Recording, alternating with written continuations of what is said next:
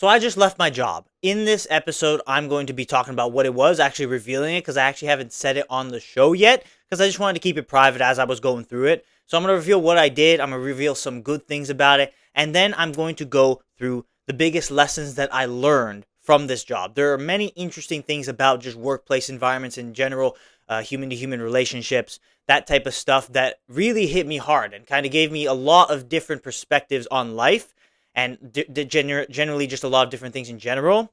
So I hope that you enjoy it. Obviously, this is how I go about things.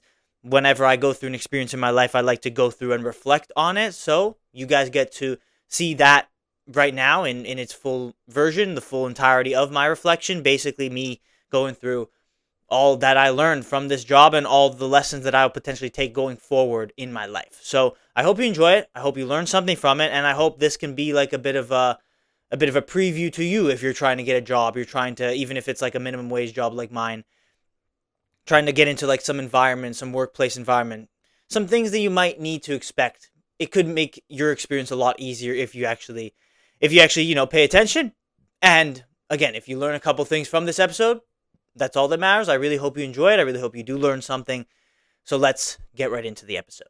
I make a podcast episode every single day for 365 days. You will be hated for speaking the truth. You definitely have like an X-ray goggles on where you can see someone's aura. A house divided against itself shall not stand. Matthew chapter 12, verse 25. If you want to make something of yourself, forget your political beliefs. Because different believers experience God in different ways, different non-believers need different explanations to see God as real. Things that make you angry suck you in. Satan's plan fails, right? And God's plan prevails.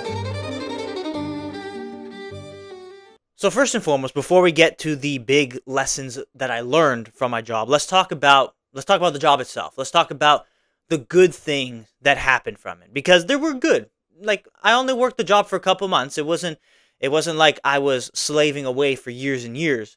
No. But like, there were a lot of good things that happened in these couple of months that I worked this job. So I was working at a gym. I'm just going to say it. I reveal it. I was working at a gym. I'm not going to say what gym, but I was working at a gym as a front desk guy. So minimum wage, pretty much basic stuff, but there was a lot of expectations, a lot of stuff happened. Obviously, I'm going to get into those things in this episode, but some of the good things that I experienced is that I met some amazing people. It's kind of a common theme. Whenever I do something, I manage to meet some of the most great people, insightful, intellectual people, and it's so good. Like door-to-door sales, I met some amazing people when I was doing that. When I was on my pro football trial, I met some absolutely amazing people. It really never fails, and I really just praise the Lord, and I cherish these times that I was able to meet many people and connect on a deeper level with so many great people at this job as well. So that was one of the biggest positives. Great conversations, great laughs, great moments with some amazing people that I met.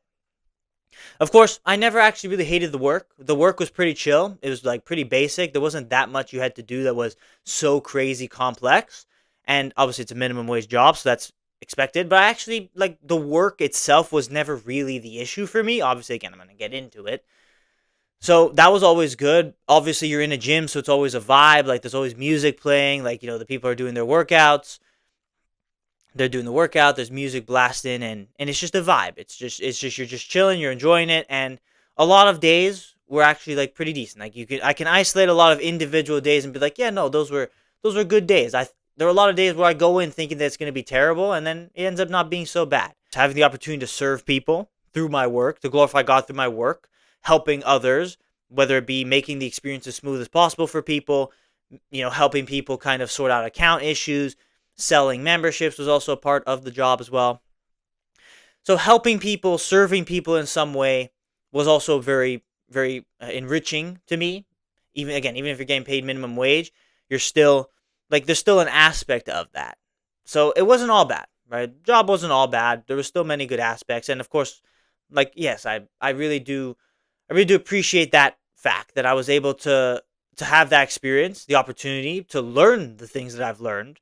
Like, that is a very, very good, very important thing for me going forward, knowing what I need to expect of myself going forward and what I can expect of future work environments going forward.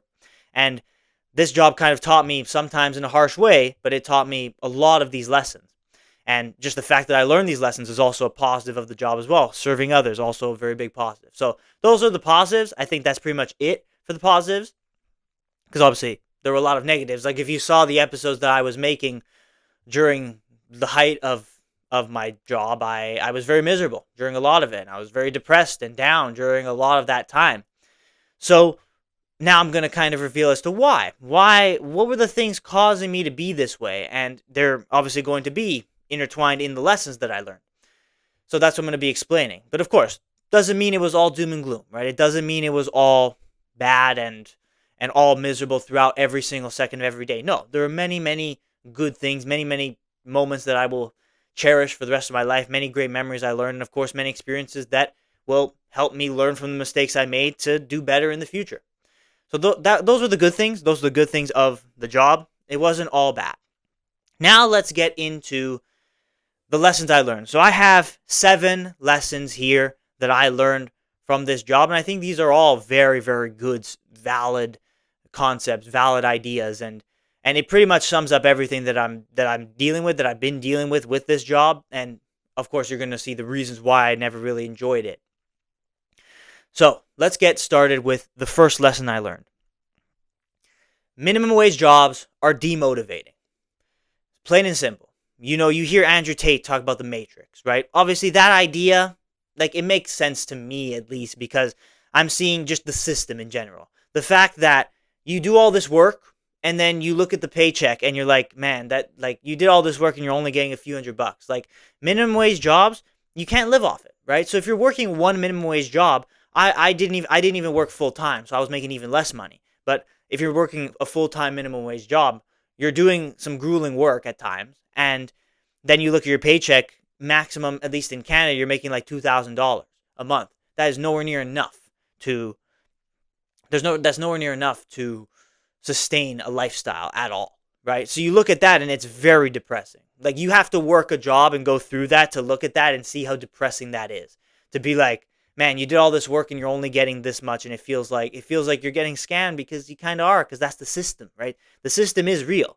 Whether it's like the Matrix and the way Andrew Tate talks about is something different, but there is absolutely a system that is kind of designed to keep you, demotivated. It's designed to keep you staying put. It's designed to keep you put in like one specific place, and you're not supposed to be moving. But it is very depressing. It is a very tough thing to deal with when you are working this hard and then you look at your paycheck and it's like, it's not enough.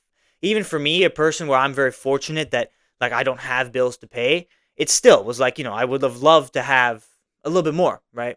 When I worked door to door, it was a grueling, grueling job, but at least you made a lot of money. Like, that was like the one thing. It was super grueling work, but at least you make a lot of money, and that's the whole point of it. That's the trade-off you have for that type of job. So now working this job, different trade-off, and frankly, probably not even a real trade-off. Honestly, it was just worse all around, right? Like, maybe the work is a little bit better, a little bit more comfortable, a little bit less grueling, but you're not making anywhere near as much money, not even close. And that's just in Ontario, that minimum wage. Like, obviously, I lived in Portugal for a few years. Minimum wage is way less in Portugal, and it's even way more unsustainable, right? So in Europe and in other parts of the world, it's even worse. It's even worse. You do even worse, even more grueling work for even longer hours, and you make even less money than here. So I'm actually in a fortunate position that we actually have it a little bit better than other places.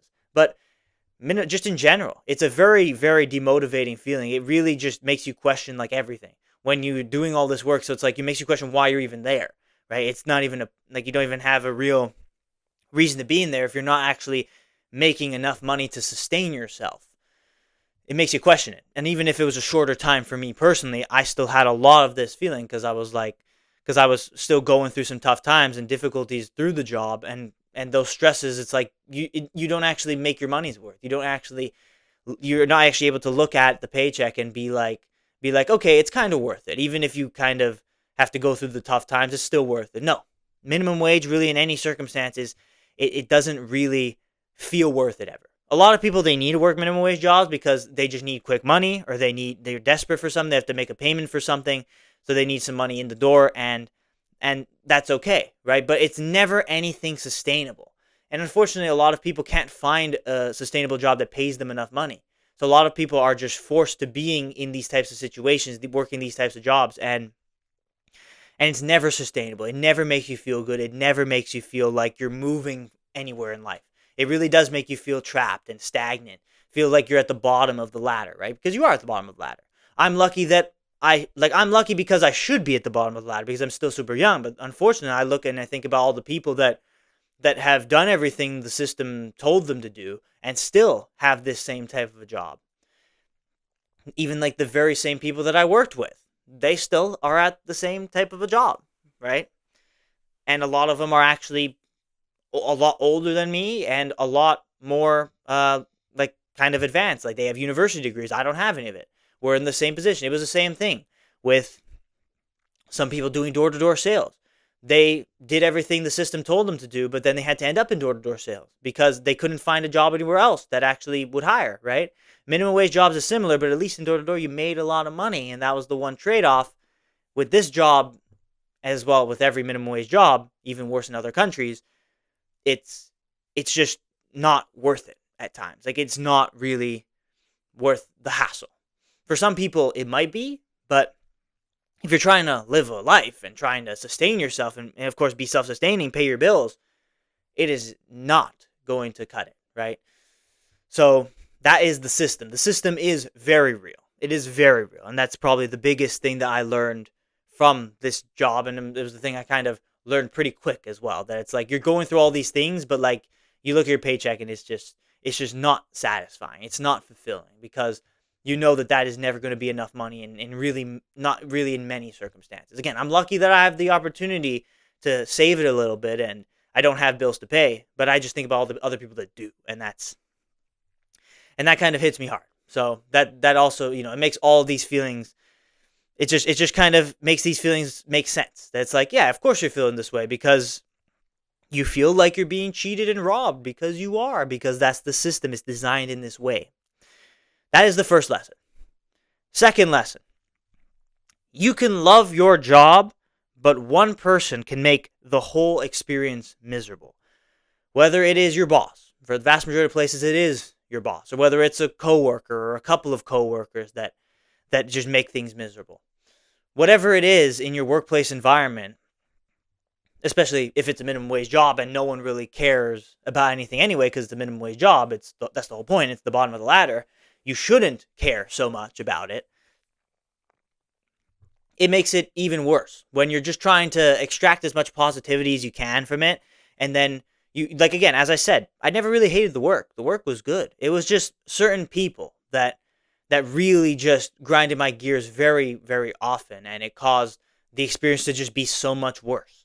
And that was something that I learned, that it's like, like, yeah, you can, like, everything can go right, right? You can do everything in your part to make it as good as possible. You can enjoy it. You can be as positive as possible, but just one person coming in and they can ruin your day because one person is just an ass and one person is just a douchebag. And it's just like, it's just very, it's just like, of course it doesn't feel good. Of course you don't want to be there. Of course it makes the experience worse, makes you more miserable. Part of the reasons why I was miserable, because people in that environment made the experience way worse for me. And that is, that made it worse for me, and that made it more tempting to quit. Obviously, I continued to ride it out, ride it out, ride it out, and eventually I finally left the job. I think in a better position, in a better place than I would have if I had just quit in the moment of the people revealing to me how rude they can be, type of thing, right? So I endured it for a little bit, but unfortunately in jobs, you're going to have to endure it for longer in most cases. I'm lucky that I was able to be in a position to quit early and still be good, right? A lot of people don't have that, right? So you're going to have to deal with it. And if you're in a workplace environment, there's going to be someone, whether it is your boss, and if it's your boss, it's even worse because then there's the whole threat of being fired type of thing if you talk back to them, right? You have to assert your dominance. Obviously, that's going to be a lesson later, spoiler alert, but there's always the lingering thing that's like if you cross them, they can just fire you. And it's even worse with your boss. It's even more it's manageable with your coworkers. It still makes you miserable, but it's manageable if you can hold your ground enough. But if it's your boss, it's even worse. So you can have a good time. You can do everything in your power to make it as good as possible and look at the positives as much as possible. But one person can really just sour the whole experience. And that's kind of what happened with me. Lesson number three. Workplace standards are different from other rules. I don't know if this is every job, but at least in my place, they wanted you to be like absolutely perfect. I had my broken back issue that I had to miss a day of work because I literally broke my back. And obviously I made episodes talking about it on those days, very short episodes because every movement hurt basically. And that ended up being this whole big thing where we're about communication and about just like, again, just workplace standards, right? They at my job they had like this code or whatever, this code they lived by, core values that they live by. Like it's cool stuff, but it's like very annoying. Very annoying. When like I'm sick, like I come late for a day one time because of the streetcar, and that leads to just so many issues. It leads to me being scolded by my bosses and having a conversation about professionalism. I personally think it is complete BS. Personally, I think they truly just want you to be so perfect, but it's such an unrealistic expectation for someone being paid minimum wage because there's no motivation for you to be absolutely 100% perfect in every way. And also, as humans, you're not perfect. You'll make mistakes. But my bosses at least did not execute any level of grace at all, any level of understanding at all during those situations. And that's basically taught me about how a lot of other workplaces are. I think it's probably pretty similar in a lot of workplaces. It could just be because of it could be just my own experiences, but I really do think it is pretty common among workplaces that they want you to just be perfect, and you make the smallest little mistakes, you're going to get a talking to. You're going to get a scolding. Again, maybe the dangling of you being fired, being raised over your head. And that happened to me. That literally happened where we got into an argument because I was late one time, and my boss literally dangled that exact thing. And that made me really understand, oh, okay, yeah, they're just abusing their power basically. And unfortunately, a lot of people really do that.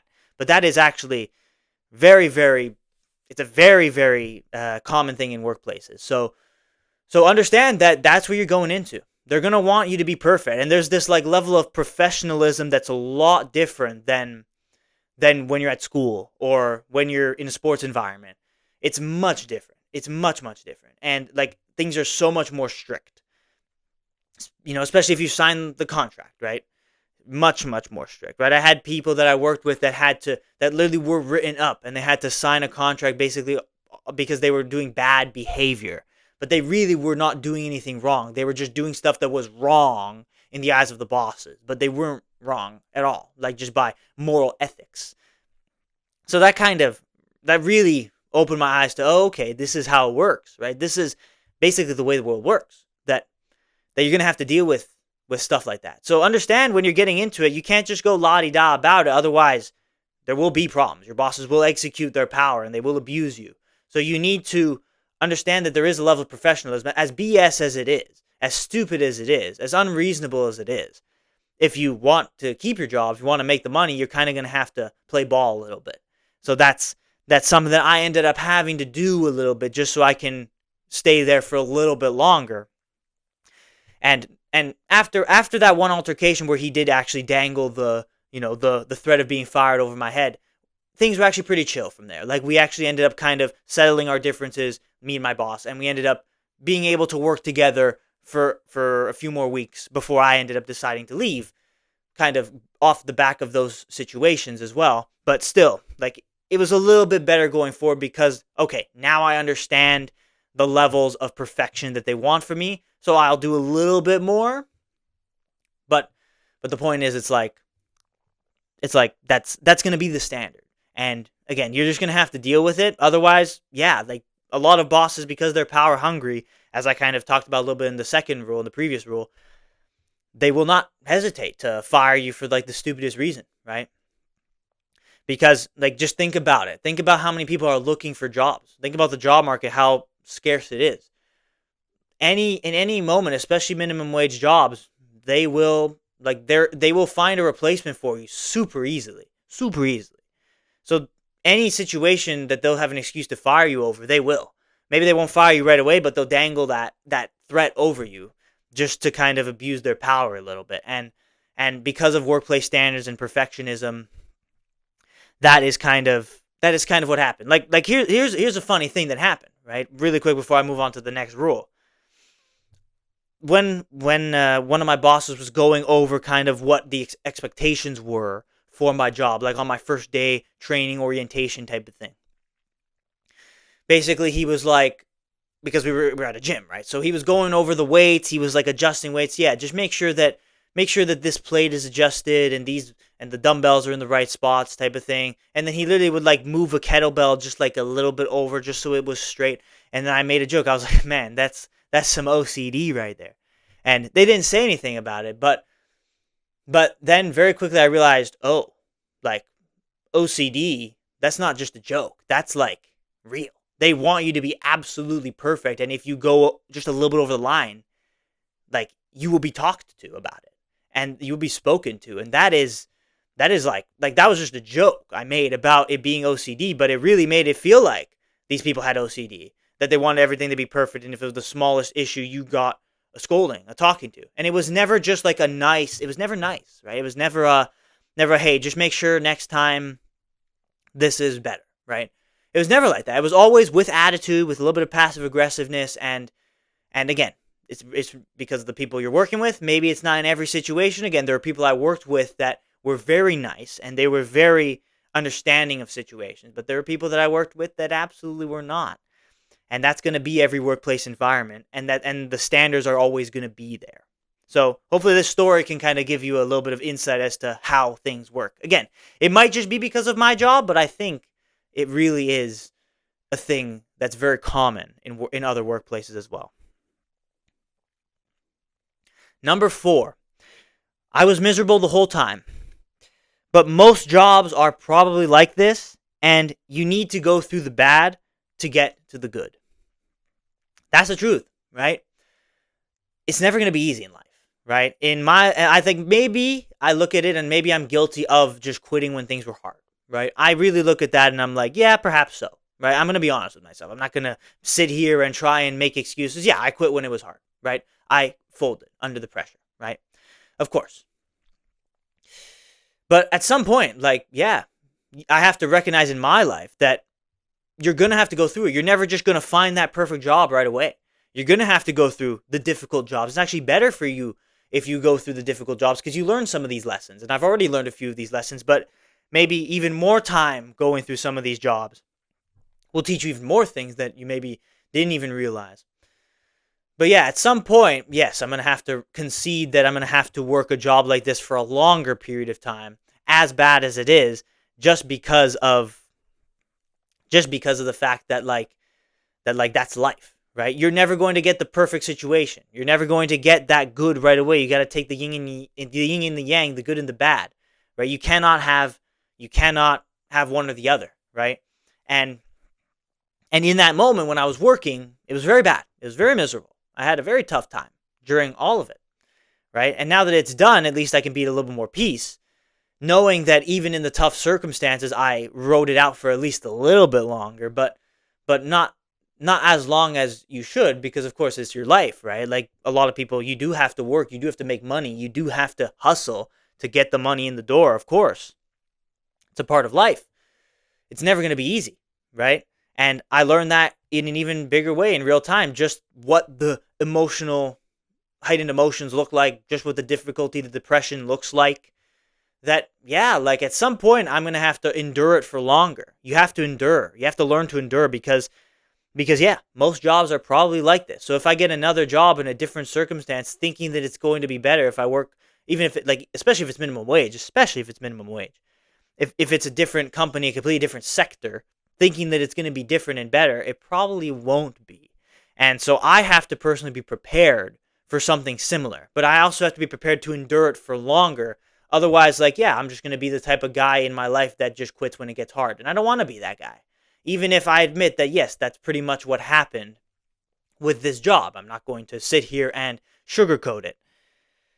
But that is kind of how it will always work. But yeah, you got to go through the difficulty before you can get to the good moments, to the joy, right? On the other side of suffering is great joy. I've said it many, many times, especially during the height of my tough times, my depressing feelings during the job, and it's because it's true. It's because it's absolutely true. But perhaps I needed to endure for a little longer to see even more fruits. But I cut it off at not the worst time, but still not the best time.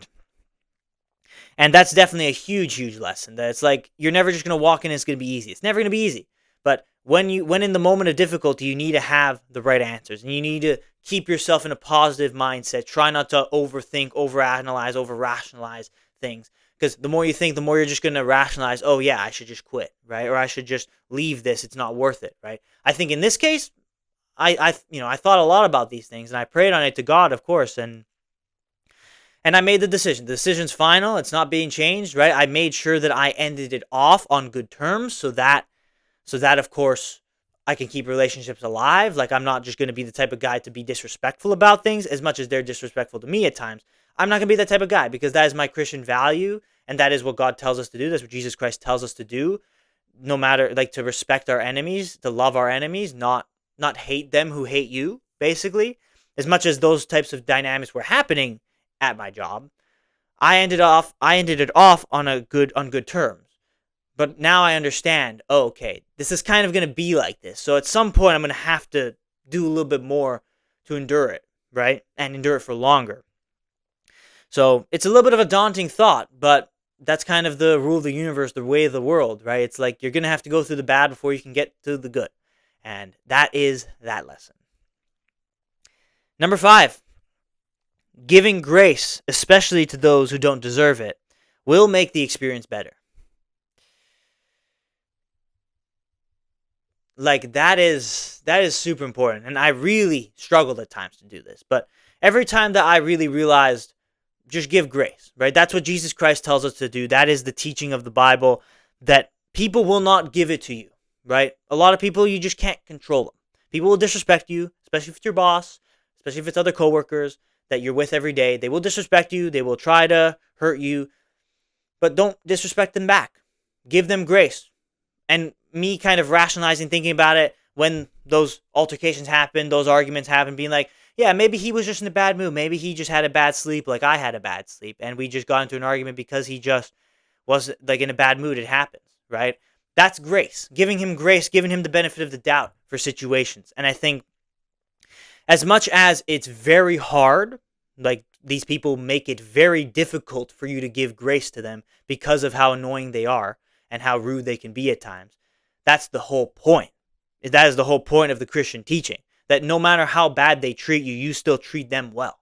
And you still do what's right and treat them right and give grace to them and give them the benefit of the doubt and forgive them 70 times 7 times for anything that they might do wrong to harm you.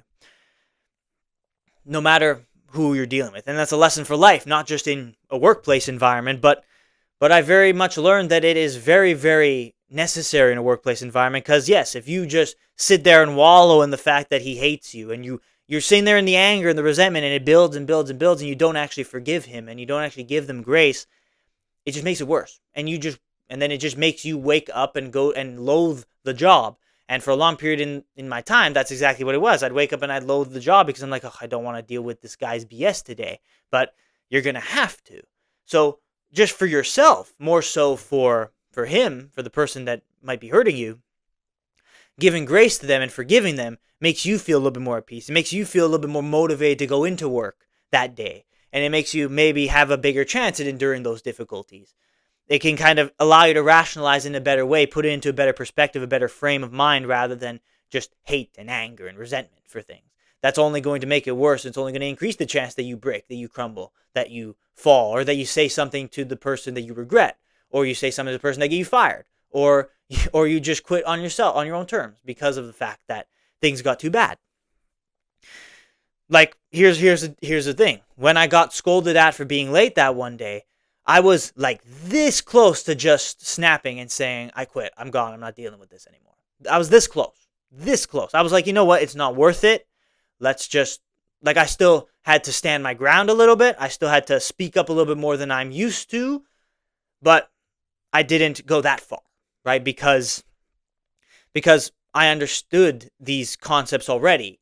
Of course, like, as I was learning and growing throughout my life, I understand that this is how it's going to work. And I learned very quickly that this is how it's going to work. So I had to in that moment endure just for a little bit longer. But if I continued to feel resentment, I probably would have just quit right there. Or I would have just quit the next couple days. But I said, let's ride it out. Let's give him the benefit of doubt. Let's show him grace despite him not deserving it. And let's keep riding it out. And that allowed me to keep going for longer than I probably would have if I had not given him grace. And again, it gives me more peace to know that I forgive him, forgive my bosses, forgive all of those that have trespassed against me, that we did have those altercations and those bad moments with. I do forgive them. I forgive them and I give them grace. I show them grace because it's of course, that's what God calls us to do, but it is just better for me, for my mindset, for my peace, that I can understand that, okay, yes, it is what it is. It's already done. It's past. Let's not sit in this. Sitting in this is the worst thing you could do. So it will help make the experience better. As bad as the experience might be, there's nothing you can do about it. What you can do is control what you can control, and that's how you view it. And it's how you actually how you view the other people, right? How you forgive them. Do you forgive them or not? Do you give them grace or not? Or are you angry? That'll just make it even worse and only increase the chance that you do break, that you do fold, and you do something that you might regret in the future. Not just in a workplace environment, but this is kind of the thing with everything in life. You got to take control of those bad emotions and replace it with forgiveness, with grace, with love, giving people the benefit of the doubt, no matter how many times they hurt you. That is the Christian teaching, the Christian essence, because it just makes your life better in general. And that is the byproduct of doing all these things, is because you're glorifying God, you're following his teaching, but your life gets better from it. So yes, every time that I gave him grace, it made me maybe able to kind of get up and move a little bit better and get into the day, be a little more motivated for the day. But every time I sat there in resentment, it made me constantly contemplate quitting right in those moments of heightened emotions. But thankfully, I was able to stay stoic, stay diplomatic, and not kind of go over the edge in those moments. To then, of course, now that I've quit, I quit in a respectful way, in an honorable way, rather than saying something that both of us will regret. So I was able to quit in a respectful way, potentially keep these relationships alive with the amazing people that I did meet, that I want to keep the relationships alive with. And that's only made possible because of the way I handled the situation, the way I gave my boss and everyone else that hurt me and was rude to me grace through it all. Number 6, if you're timid, you will get walked over in these environments. You will get trampled on. You will get abused. They will abuse their power to get you to do everything that they want. That is, unfortunately, the sad, bold, harsh, but real truth of the matter when it comes to workplace environments, when it comes to minimum wage jobs like this. You have to find that balance. Maybe you can give too much grace. You can be too respectful, and that can lead to them abusing it. Unfortunately, not everyone's a Christian man. Not everyone understands these teachings. And a lot of people are even more emotional than you might be. So, as much as you try your best to give them grace, as much as you try your best to be respectful to them, yes, they will make it very hard because they will keep coming onto you and they will keep abusing their power to make you feel miserable so that they bend you to do their will. And it's such a sinister thing. It's such a terrible thing, but there's something you can do about it. Right? You should not be afraid of getting fired. You should not be afraid of that thing dangling over your head. You should absolutely, when they're doing something and they're in the moment of hurting you, being rude to you, don't disrespect them, but call them out on it. Be honest with them. Don't be timid and passive about it. As much as I tried my best to be respectful and diplomatic with things, I think sometimes that actually harmed me more than it helped me because the type of guy I was working with, you needed to be a lot more aggressive and you needed to stand your ground and assert your dominance a little bit more in order to kind of come to better conclusions instead of just getting trampled on and walked all over. It would be very easy, especially for power-hungry bosses, which many, many workplace environments have. You will absolutely be abused and they will just squeeze everything out of you. They'll squeeze all the energy they have out of you if you don't stand your ground, if you don't dig your feet in and fight back. You shouldn't be afraid of getting fired because if they fire you, that's their problem. Truly. They're going to have to pay you something, right? Well, it depends on how long you've been working. Obviously, the laws and rules behind that, you gotta be prudent, and you have to do your due diligence and know the rules, know the laws. But you need to stand your ground whenever they are crossing the line and they are being rude to you in some way, and they're trying to abuse their power to get you to do something, right? That might not even be a part of your job description. In some cases, that was actually the case. It might not even be a part of the job you're supposed to be doing. Or it's just simply so that they can have someone to scold and have someone to punch and have someone to get their frustration out. You don't want that guy to be you, right? So you need to fight back. You need to assert your dominance in some level. Keep the respect and grace. You need to find that balance. You don't want to be disrespectful, but you definitely don't want to be timid and passive. I think that maybe harmed me a little bit too much in this job. I was a little bit too timid. I was a little bit too trying to be respectful, trying to just get through it, right? I was naive because I thought, oh, it's just a minimum wage job. It shouldn't be like that bad. It shouldn't be that deep. But my bosses made it that deep. So then I have to then fight back. Otherwise, I then get the I get all of the pain that comes from the scoldings and whatever else comes out, right? Whatever else happens, right? The threatenings of being fired type thing. I'm the one that kind of has to deal with those bullets because I didn't stand my ground enough. And maybe that's exactly what they wanted. Honestly, like low key, like maybe that's exactly what the guy wanted. He wanted me to talk back to him a little bit. Like, I don't know. People are weird, man. People are a little bit messed up and sinister in some way. Me personally, I would not want that ever. Like, I would not disrespect someone just because I want them to hurt me back. But I guess maybe that's what they wanted. He wanted maybe to show me. He wanted me to show that I had fight in me of some kind. But there's very little fight when it's a minimum wage job, and you don't want to be wasting that much energy on something so trivial. But there were points where I was backed into a corner. I was forced to. So then it did come out in that way. But maybe I should have been a lot more honest and a lot more brutal with things, not being afraid of consequences because of the fact that this is just kind of how the environment was. And as with the other the other lessons I learned, I think many workplace environments, especially minimum wage, are exactly like this. It's not just my experience. I think it is many of these experiences are exactly like this. And the point is you have to go through it to eventually get to the point where you work a good job, where you're in a better environment. But you got to go through those tough, grueling, annoying environments with a boss that hates their life and wants to put all of their miseries onto you. That is what you're going to have to deal with. But you can't let that happen. You have to stand your ground. And that is a very, very important point to make. That you have to assert your dominance. You have to stand your ground, not be passive, because they will walk all over you if you're not careful. And I'm definitely guilty of falling a little bit too deep into it. You need to give them grace, as I talked about in the previous rule. You got to give them grace for yourself. You got to give them respect, grace, and forgiveness so that you can make the experience better for yourself, because it will only make your experience worse.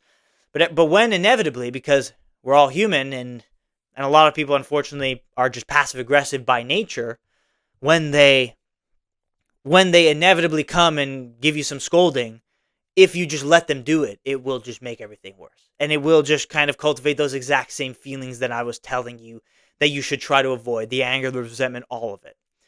So part of the way you can fight back is by standing up for yourself, not being afraid of being fired, especially if it's your boss. If it's your coworker causing you problems, it should be even more easy for you to stand up to them because there's no other lingering threat, right? They can go report you to your boss, but you can also report them to your boss, right? You need to play the game and you need to understand where you're at, right? You need to understand where you lie. And you need to really stand your ground. Because if you in the beginning understand that, oh, okay, your boss is going to expect things from you that are beyond what is reasonable for a minimum wage job, you need to stand your ground right away. You give him any time to out you as being the weakling, he will prey on you. And that is the case with a lot of bosses, a lot of workplace environments. And I feel like that definitely happened to me a little bit until the point where I finally decided to just fight back a bit. And that actually probably was part of the reason why the last couple of weeks were a little bit better. We're a little bit less hard and a little bit less filled with altercations and anger and all this stuff, right? Because of the fact that I was able to stand up a little bit. But as long as I was kind of letting him do it and letting him be who he was, it was only making it worse. So it took me to kind of being backed into a corner where I needed to stand up and be a little bit more aggressive with my words and a little bit more out there without disrespecting him, of course. So for you, if you're going to work a job, understand that you should probably start with that rather than having it be till till everyone's just angry to then having to fight back. No. Try and stand your ground from the beginning, from the get-go. Again, don't be afraid of being fired because if they fire you, then that is absolutely just their problem. And there's nothing you could do anyway, right? Because they were probably going to fire you anyway if you went against what they wanted you to do, because they are self-centered and they are passive-aggressive and they are power-hungry. And that is, unfortunately, a lot of bosses that are out there in many workplaces. So yes, standing your ground, being a little bit stern with what you tell them, not letting them bully you around, that will make the experience better, and it will make it a little bit better. But understand that, don't be timid. Don't be passive. That is going to really make it worse. Sorry. Because it is naive to think that your boss will just give you grace, right? It's up to you to give them grace. But it's naive to think that they'll give it back to you. Jesus says, treat others the way you would like to be treated. He doesn't say, expect to be treated the same way that you treat others. That is the ultimate truth, that people will not treat you the same way that you treat them, but you should still treat them because it's the way it's what God calls us to do. It's the way he wants us to act, through grace, through respect. But you absolutely should not be expecting the same in return, because that would be naive, and you will be humbled, because in a workplace environment, your boss will absolutely abuse that fact, and he will abuse that characteristic in you to then make that experience even worse and fill you up with this anger. So stand your ground, be respectful, be gracious, but stand your ground whenever you have a passive-aggressive boss in your workplace environment or a passive-aggressive coworker. Stand your ground, make your thoughts and your intentions well known, and be stern about it. Don't be timid, don't be passive. That will only make things worse. So the final lesson number 7, is the difference in mood when you sleep well versus when you don't sleep well. I had to wake up at 4:30 in the morning to go to my job because I worked the morning shift at the gym, and the gym has 6 a.m. classes because it's the gym, and a lot of people are very dedicated in that way. Good for them. And the problem really was, it was me, right? I didn't work every day, so some days I'd have to wake up at 4:30, and the days that I didn't work, instead of being a little bit more disciplined, I'd sleep in. So then my sleep schedule just got completely cooked to the point where then, even if I was in bed at a good time on the night before I had to work, I wouldn't be able to fall asleep. And then I would only get a few hours of sleep, and I would wake up feeling terrible. So I'd have to get through the day. 90% of the days at this job were just a drag. I just had to get through it. And honestly, it made those tough interactions even worse, because just being tired, you feel like you just don't want to be dealing with this, right? Of course, because you're tired. You're dealing with your own internal pains, and then someone's coming up to you and making your day even more miserable. Of course, it makes it even worse. But the couple of days where I actually had a good night of sleep, I was in bed and asleep by 10 o'clock, even if I wake up at 4:30, and I slept all the way through till the alarm without waking up at all in the middle of the night. It was a night and day experience, really. Like, I was truly, like, those couple of days were probably the best days of my job, because I really actually felt good, because I was energized and I enjoyed it. And it allowed me to be even more kind of conscious about myself, not letting the people that are there to try and ruin your day ruin my day. Instead, being able to just enjoy my work, get through it, come home, and have a good rest of the day as well. It was very rare, but honestly, the difference in how I felt, the difference in my mood, the difference in my attitude when I slept well versus when I didn't sleep well, it really was night and day. Like, I found that I was definitely at fault for a lot of bad things as well when I was very tired. And I would struggle to give people grace when I was even more tired, when I didn't get enough sleep. And it was down to me. It was down to not having a good sleep schedule on the other days that I didn't work. I needed to be a lot more consistent with things so that I could do better. But really, like, if you have a job, you won't necessarily have to wake up at 4:30. Like, that's like an extreme. I had to wake up that early. Obviously, it's very extreme, and it definitely didn't make it better. I'll tell you that much. But you'll have to wake up at like 7:30. If you're working 9 to 5, that's the type of time. That's still early. It's early enough where if you're not disciplined in your sleep, you can definitely have bad sleeps, and it can make your days worse, right? So So your sleep is crucial, and so many people neglect it.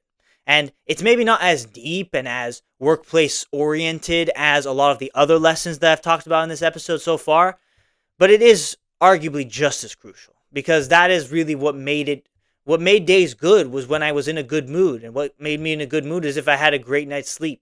There's really nothing better. But every time I only had like 3 hours of sleep or 5 hours of sleep, it was such a drag. And I'd be like, sometimes I'd be literally at the front desk, like dozing off, just like scratching my eyes, literally like being out here, just shaking my head, trying to stay awake because I was that tired, because it got that bad at some point. So when I was energized, it was great. It was amazing. And maybe if I was energized more often, days would be better. And maybe that would have helped me stay in the job longer.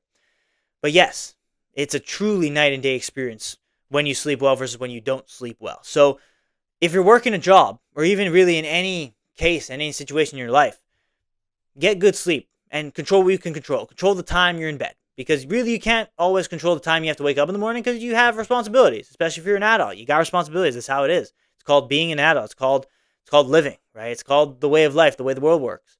You need to control what you can control, which is the time you're in bed. Preferably anywhere in between 10 and 11 o'clock is probably the sweet spot. But if you have to wake up earlier, maybe you have to be in bed earlier. But you don't want to let it linger till midnight, past midnight, and that's only going to make the day worse for you. You're going to wake up, you're going to feel so much worse. Sure, you can drink coffee, you can drink energy drinks, but that only gets you so far.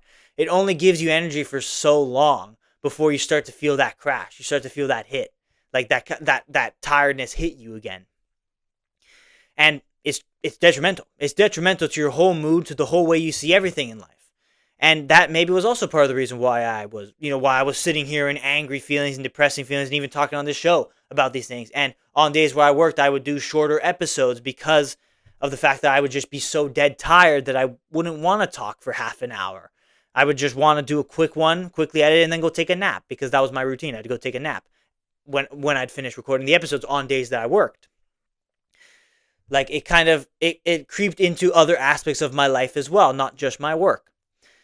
So things probably would have been a lot better had I had better sleep and had I been more disciplined, consistent with my sleep. So that's something I got to work on going forward. And I think every time in my life that I have good sleep, things are great. And there have been many things when I was on my football journey, when I was out there in Portugal and Spain, when I had good sleep, it made everything so much better. When I had bad sleep, it would just make me play worse, even back then. But in this work environment, it just made me be less efficient with my stuff and be just in a worse mood. And that probably for sure contributed to a lot of the depressing feelings.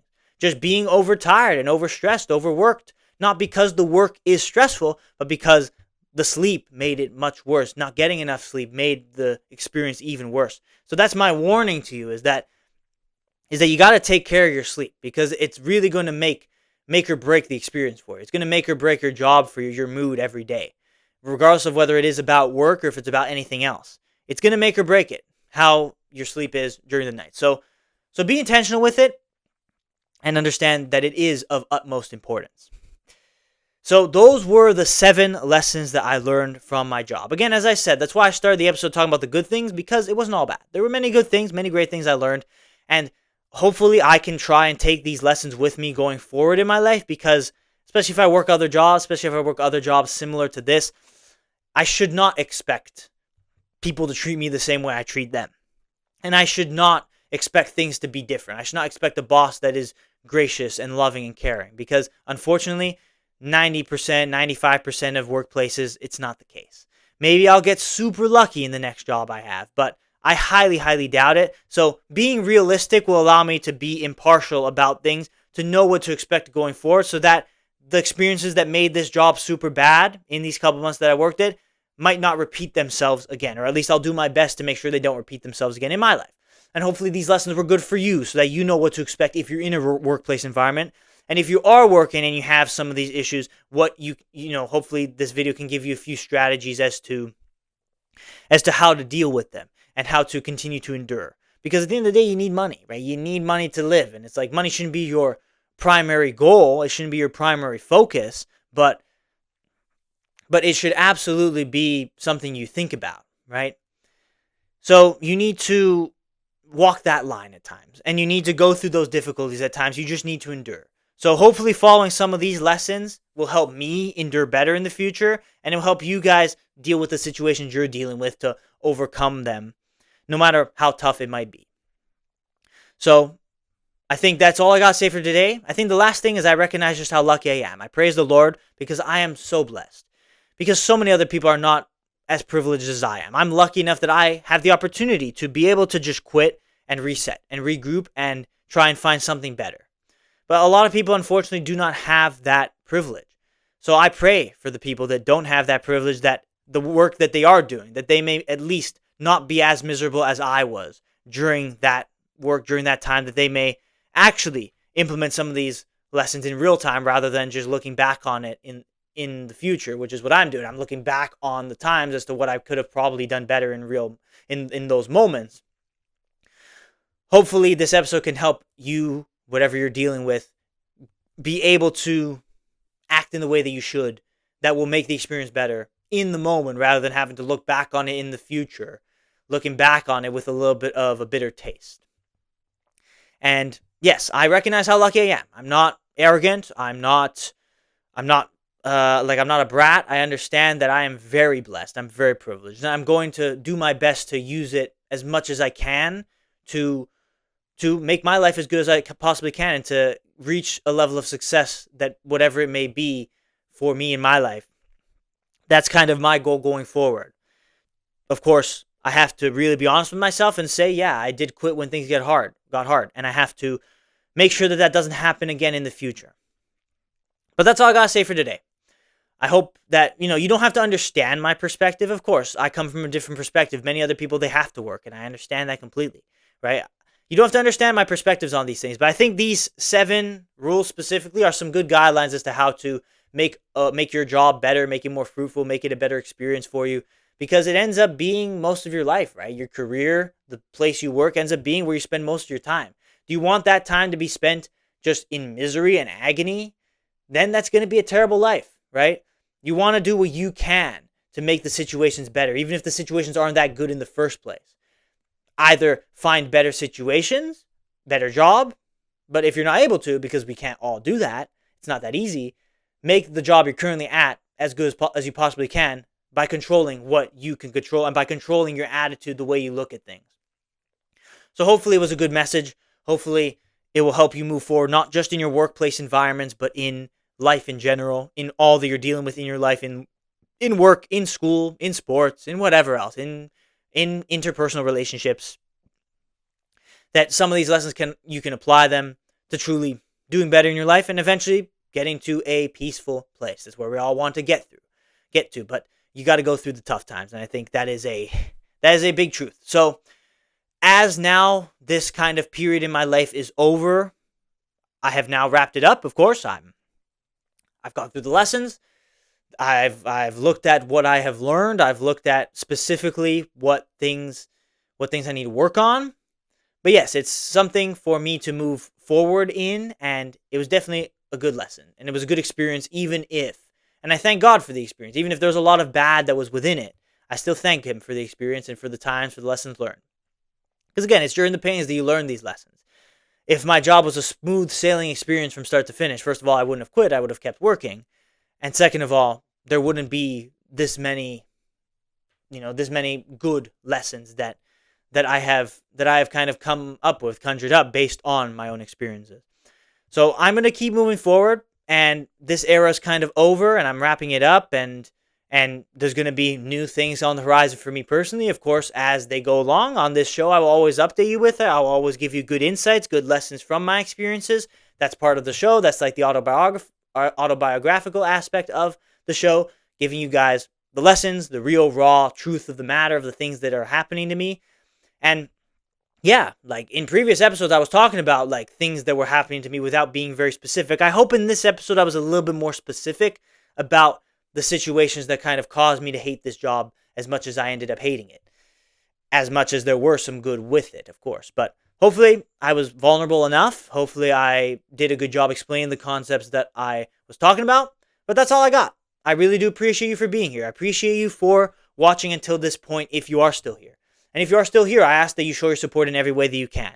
The way I can figure out if you actually enjoyed this episode, if it was actually good, if you leave your feedback, you leave a like, you leave a comment, you subscribe on YouTube, follow on Spotify. If you haven't done those things yet, I would really encourage you to do so. And yes, go watch some of the other episodes I made on this show. There are many, many good episodes out there, even like the episode yesterday where I talked about the Samson syndrome.